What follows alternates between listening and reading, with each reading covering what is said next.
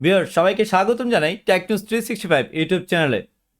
বর্তমান সময়ে আমরা উইন্ডোজ 11 অপারেটিং সিস্টেম আমাদের কম্পিউটারে ইনস্টল করে থাকি।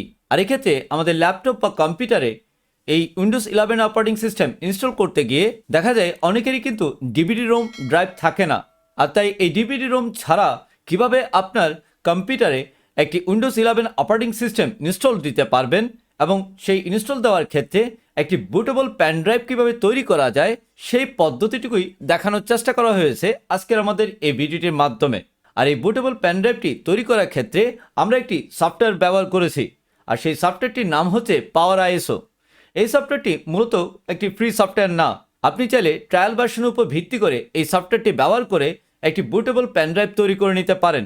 আর যারা আপনার মনে করবেন এই সফটওয়্যারটি আপনি সবসময় ব্যবহার করবেন, তাহলে অবশ্যই আপনি পারচেস করার মাধ্যমে রেজিস্ট্রেশন করে নিতে পারেন। চলুন তাহলে এবার আমরা জেনে নেওয়ার চেষ্টা করব এই পাওয়ার আইএসও সফটওয়্যারটিকে ব্যবহার করে কিভাবে একটি বুটেবল প্যান ড্রাইভ তৈরি করতে হয়। Please do the subscribe and hit the bell icon.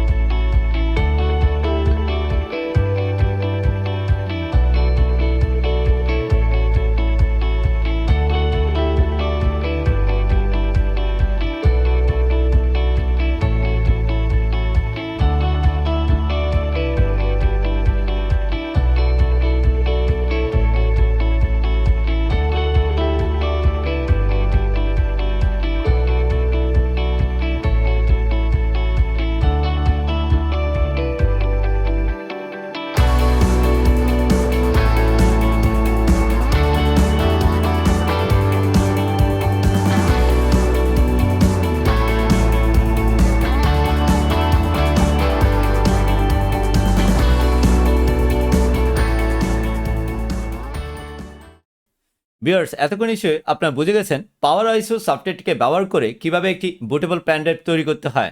আমরা চেষ্টা করেছি আপনাদের উদ্দেশ্যে এই বুটেবল প্যান ড্রাইভটি তৈরি করার পদ্ধতিটুকু আপনাদের সামনে উপস্থাপন করার।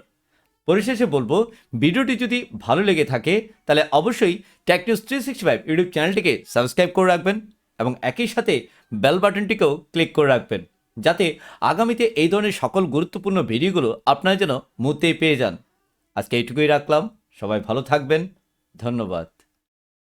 Thank you for watching this videos.